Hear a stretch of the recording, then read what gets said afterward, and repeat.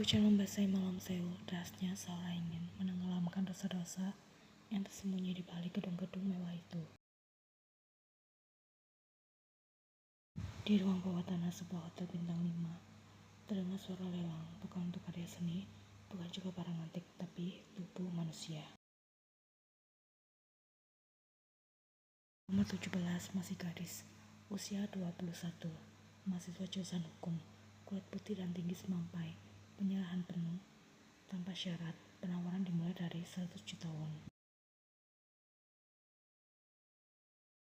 Lim Yen berdiri gemetaran di atas panggung kecil, hanya mengenakan gaun tipis transparan yang membuatnya terlihat seperti hadiah murahan. Tatapan matanya kosong, tubuhnya dingin menggigil dan bibirnya terkatup rapat.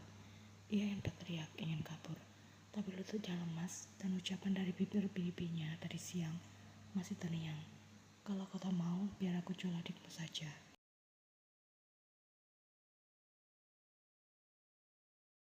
Ia dipaksa, dijebak, dikhianati, dan kini kehormatannya sedang diperjualbelikan.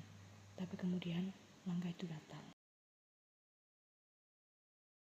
Sepatu kulit hitam yang berat, jas panjang yang terseret angin, wajahnya dingin, lebih dingin dari udara musim hujan.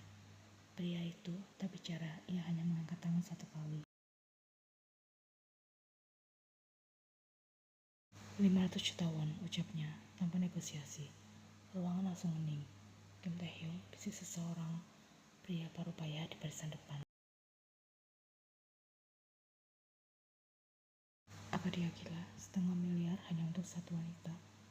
Dia bukan wanita, dia mainan yang akan dipatahkan.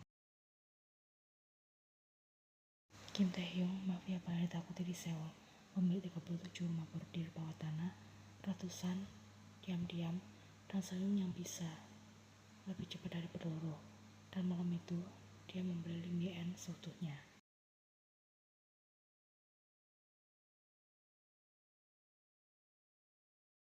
Ia duduk di dalam mobil hitam berlapis baja.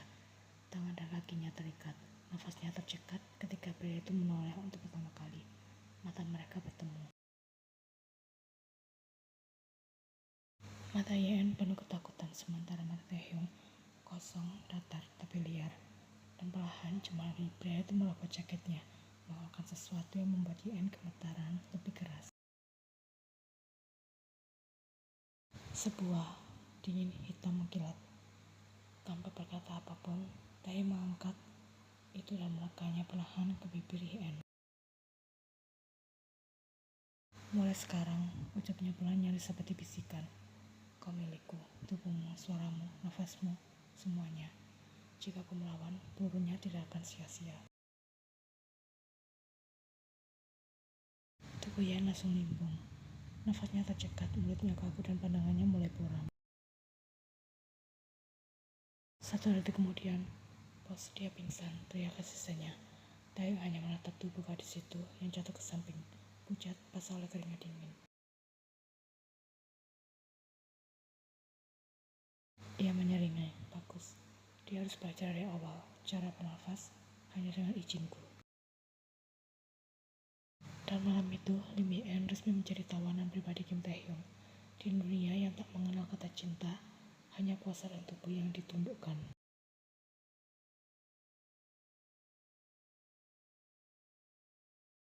Tae meraih tubuh Yen yang terkulai dan menggendongnya seperti barang rampasan perang. Langkahnya tenang tapi tajam, setelah setiap tapak menghentakkan dunia bawah tanah yang tunduk padanya. Ia dibawa ke lantai atas penthouse yang dijaga ketat. Tak seorang pun berani menatap langsung ke arah wajah pucat gadis yang digendong mafia pria dingin itu.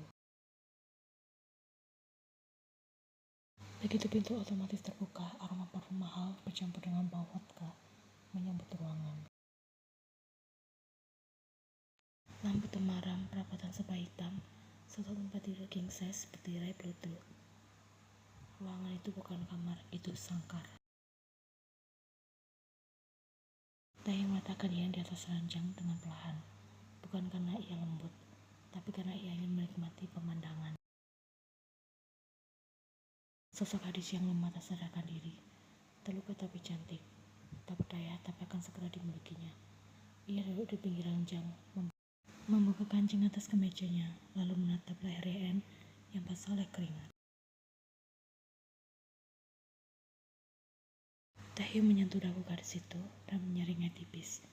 Tubuhmu terlalu halus untuk dunia ini, tapi itu bukan masalah. Aku suka menghancurkan hal-hal yang halus.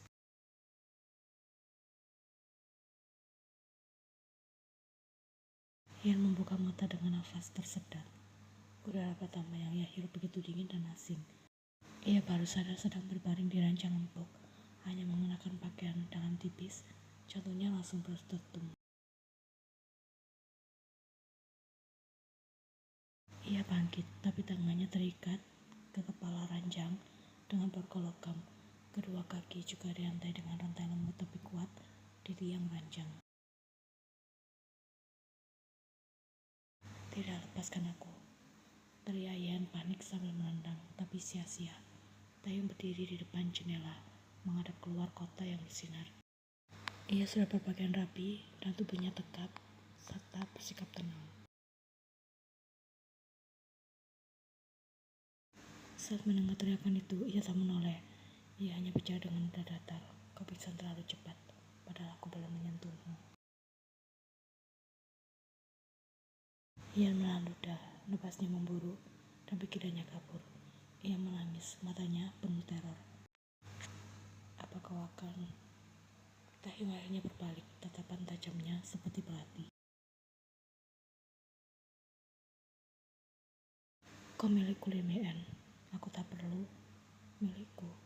Aku hanya akan mengambilnya kapanpun aku mau. Ia pecah pelan ke ranjang. Suara langkahnya menusuk telinga Ian.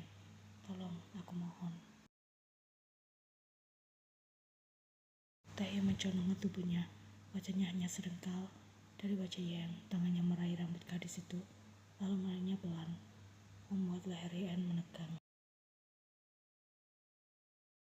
Jangan memohon sekarang, bisiknya. Simpan air matamu untuk malam pertama kita. Ian menjerit dan menangis lebih keras. Taehyung tak bergeming. Ia menyelipkan hitam di sisi ranjang di dekat kepala Ian. Lihat itu, pelurunya hanya satu.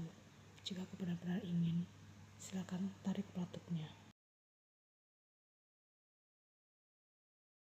Ian terdiam, nafasnya tercekat. Ia menatap senjata itu, lalu menatap mata pria itu. Dan untuk sesaat ia melihat sesuatu yang lebih mengerikan dari ancaman. Hasrat.